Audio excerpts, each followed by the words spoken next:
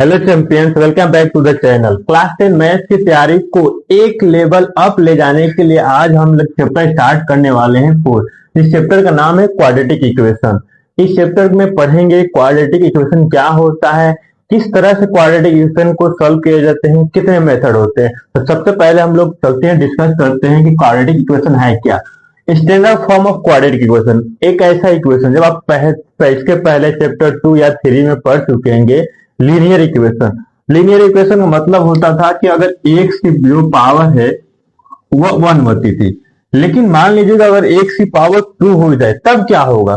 तो इसमें हम लोग वही देखेंगे। Standard form of quadratic equation, an equation of the form. अगर कोई इक्वेशन है जो a x square plus b x plus c equal to 0 हो, is called a quadratic equation. उसको हम लोग क्वाड्रेटिक इक्वेशन बोलते हैं। वेयर ए बी सी, जहां A B C are real numbers, जहां ए और बी रियल नंबर्स होते हैं, and A not equal to 0। यानी कि अगर आपके पास क्वाड्रेटिक इक्वेशन होगा तो वो ए 0 नहीं हो सकता है, लेकिन बी और सी 0 हो सकता है। यानी कि अगर ए 0 हो गया तो क्वाड्रेटिक इक्वेशन ही नहीं बन पाएगा, वो बन जाएगा लीनियर इक्वेशन। तो इसीलिए ए 0 नहीं हो सकता कभी भी। ठीक, एग्जाम्पल देख लीजिए। अगर 2x स्क्वायर है प्लस का 5x प्लस का 3, ये क्या है, क्वाड्रेटिक इक्वेशन है। अगर देखिए हमने यहां भी लिखा है 3x स्क्वायर माइनस का 7, ये भी एक क्वाड्रेटिक इक्वेशन ही है। ठीक है, क्योंकि यहाँ a है यानी हाईएस्ट पावर 2 होना चाहिए, जो वेरिएबल का हाईएस्ट पावर है वो 2 होना चाहिए। ठीक है, बी और सी 0 हो सकते हैं, लेकिन a नॉट इक्वल टू 0। अब आगे बढ़ते हैं। इस चैप्टर में बार बार आप देखिएगा कि व्हाट आर रूट्स या जीरोस। हम जब भी चैप्टर को सॉल्व करेंगे तो उसमें रूट्स और जीरोस के बारे में बात करेंगे, तो समझेंगे रूट्स और जीरोस क्या होता है। रूट्स और जीरोस हम लोग उसको बोलते हैं कि क्वाड्रेटिक इक्वेशन के एक्स की वो वैल्यू, एक्स की वो वैल्यू जो हम लोग फाइंड करते हैं वो पूरे इक्वेशन को क्या कर दे, 0 कर दे, तो उसी को हम लोग रूट्स या जीरोस बोलते हैं। यानी एक्स की वैसी वैल्यू जिसको हम लोग अगर उस इक्वेशन में रखते हैं और इक्वेशन पूरी तरह क्या हो जाए, 0 हो जाए, तो उसी को हम लोग रूट्स या जीरोस बोलते हैं। इस चीज में हम लोग मेन चीज पे फोकस करेंगे, 3 मेन चीजें फोकस करेंगे, जिसमें मेजर 3 चीजें देखेंगे, मेजर कॉन्सेप्ट समझेंगे। मेजर कॉन्सेप्ट पहला है फैक्टराइजेशन मेथड। इसमें फैक्टराइजेशन मेथड में क्या करते हैं कि हम लोग मिडिल टर्म स्प्लिट करके क्वेश्चन को सॉल्व करते हैं। ठीक है, पहला ये है। दूसरा कंसेप्ट ये है, दूसरा कंसेप्ट है जिसमें आपको क्वाड्रेटिक फॉर्मूला रहेगा। ये क्वाड्रेटिक फॉर्मूला होता है x equal to minus D plus minus under root B square minus 4ac upon 2a।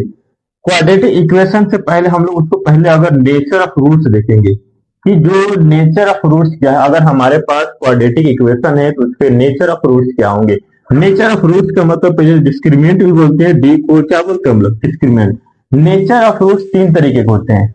अगर मान लीजिए इफ जो आप डी यानी कि बी स्क्वायर माइनस 4ac, ये जहां डी निकालते हैं, डी का फॉर्मूला क्या होता है, बी स्क्वायर माइनस 4ac।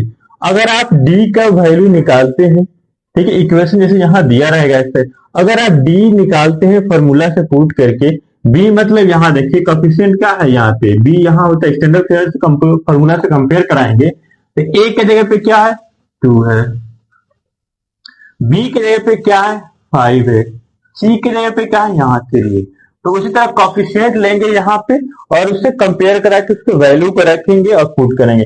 अगर हमारा डी यानी कि डी अगर हमने निकाला, अगर वो डी बड़ा हो जाए 0 से, यानी greater than equal to greater than 0, यानी 0 से क्या हो जाए, बड़ा हो जाए, तब हमारे पास एक्स की जो दो वैल्यू आएगी, रूट्स आएगी, वो अलग अलग होंगी। क्या, 2 डिस्टिंक्ट रियल रूट्स, यानी अलग अलग होगी। अगर x एक अगर 5 आ गया तो अगला x का वैल्यू क्या होगा, 8 होगा, यानी अलग अलग आएंगे। कब, जब d ग्रेटर देन 0, यानी d बड़ा हो जाए 0 से।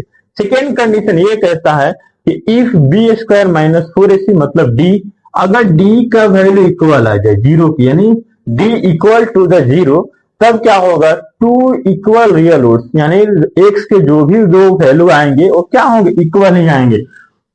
अगर x बराबर 2 आ गया तो दोनों 2 ही आएंगे, अगर x बराबर 3 आ गया तो दोनों 3 ही आंसर होंगे, ये इक्वल रूट्स होंगे। थर्ड कंडीशन ये कहता है कि if D square minus 4ac, D को डी बोलते हैं, ठीक है, यानी बी स्क्वायर माइनस 4ac जो फॉर्मूला है उसको हम लोग डिस्क्रीमेंट बोलते हैं। अगर डी जो डी का जो वैल्यू है वो जीरो से बिलो आने लगे, यानी निगेटिव आने लगे, निगेटिव यानी बिलो हो जाए, तो उस वक्त कोई रियल रूट नहीं आएंगे। तो तीन यही मेन फैक्ट है। इसके बाद जब ये चेक करने के बाद दो कंडीशन पे ही क्या करेंगे, एक्स का वैल्यू निकाल लेंगे, और निकालने के लिए इस फॉर्मूले का हम लोग यूज करेंगे। आप यहाँ फॉर्मूले को यहाँ जो लिखा हुआ है इसको हम लोग बोलते हैं क्वाड्रेटिक फॉर्मूला। आप इसको ऐसे भी लिख सकते हैं, X equal to minus B plus minus under root D, D D भी लिख सकते हैं क्योंकि डी स्क्वायर की जगह पे क्या है, बी स्क्वायर माइनस 4ac, तो इसको ऐसे भी लिख सकते हैं। ये दो ही कंडीशन में डी एक्स का वैल्यू निकलेगा कब, जब हमारा डी जीरो से बड़ा हो जाए और डी हमारा जीरो हो जाए। थर्ड कंडीशन में क्या होगा कि जब निगेटिव आएगा तो कोई रूट्स नहीं निकलेगा, यानी कोई इसके आगे सोल्यूशन नहीं कर पाएंगे, एक सब कोई हम रूट्स या जीरो नहीं निकाल पाएंगे। तो आज का ये वीडियो इंट्रो सेशन आपको चैप्टर से दोस्ती कराने के लिए था। अगले वीडियो से हम लोग एक्सरसाइज को स्टेप बाय स्टेप हर एक क्वेश्चन को सॉल्व करेंगे। अगर वीडियो अच्छी लगती है तो दोस्तों के पास शेयर जरूर करें, लाइक करें और चैनल को सब्सक्राइब करना मत भूलिए। तब तक के लिए आप सभी को बहुत बहुत धन्यवाद।